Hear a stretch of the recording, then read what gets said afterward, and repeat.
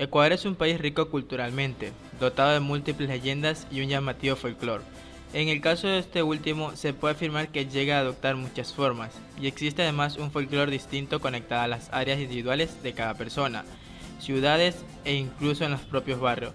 El folclore también se ha convertido en una fuente de inspiración para la realización de festivales, la construcción de leyendas e incluso las creencias culturales. ¿Qué es el folclore? El folclore ha sido considerado una ciencia que estudia la expresión y comportamiento de un pueblo, ciudad o país.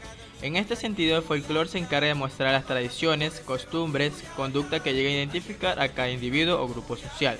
Tal es el caso de la vida diaria, gastronomía, fiestas, actividades artesanales, vestimentas, etc. Todos los elementos aquí mencionados contribuyen a definir la esencia de un pueblo y comunidad, que se caracteriza por tener una identidad propia. Esto a la vez representa una herramienta efectiva para conocer y estudiar dónde se originó dicha tradición, y así poder entender el presente que vive cada comunidad o pueblo y la forma en la que se desenvuelve en cada persona. Tipos de folclore. Con el objetivo de tener una mejor apreciación en relación a las distintas categorías y clases de folclore, hay que tomar en cuenta el sincretismo y el paralelismo cultural que sirven para mejorar su comprensión.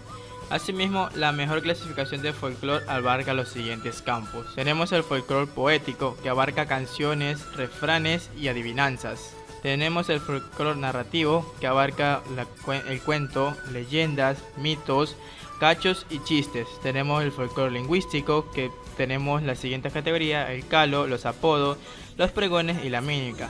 Tenemos el folclore mágico, que puede abarcar los tabúes, la brujería, las creencias y los fetiches.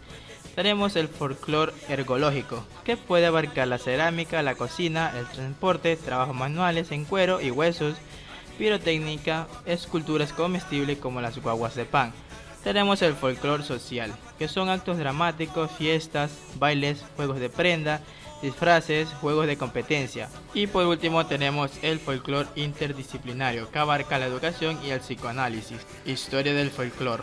El folclore en Ecuador tiene muchas manifestaciones, reflejándose en sus múltiples tradiciones, que a la vez son una muestra de las raíces. La población ecuatoriana, al igual que el resto de las otras naciones de Latinoamérica, es el resultado de la fusión del nativo o indígena que habitaba en este territorio y el colonizador europeo, específicamente el español. Esta circunstancia permite determinar la presencia de cultura prehispánica. Es a partir del enfrentamiento de ambas culturas, tanto en el ámbito físico como en lo ideológico. Se dio inicio a un marcado fenómeno sociocultural, que ha resultado notorio incluso hasta la actualidad.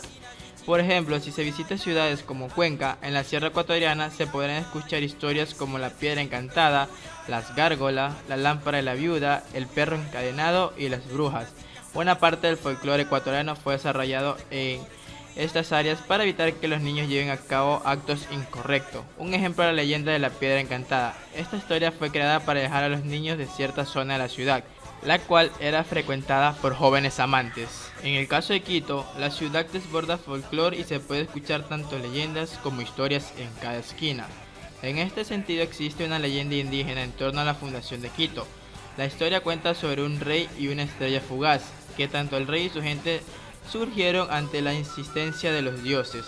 En la historia se relata que la estrella llevó al rey y a su gente al volcán Pichincha, lugar donde se instalaron y así fundaron la ciudad de Quito. Otra historia es la conocida como la Catedral de Rooster y el insultante hombre rico que pasaba por esta catedral todos los días de camino a su abrevadero preferido.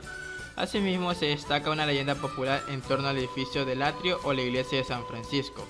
Esta historia narra que un indígena llamado Cantuña reparaba la iglesia a petición de los franciscanos y estaba atrasado en el trabajo, ya previamente pagado.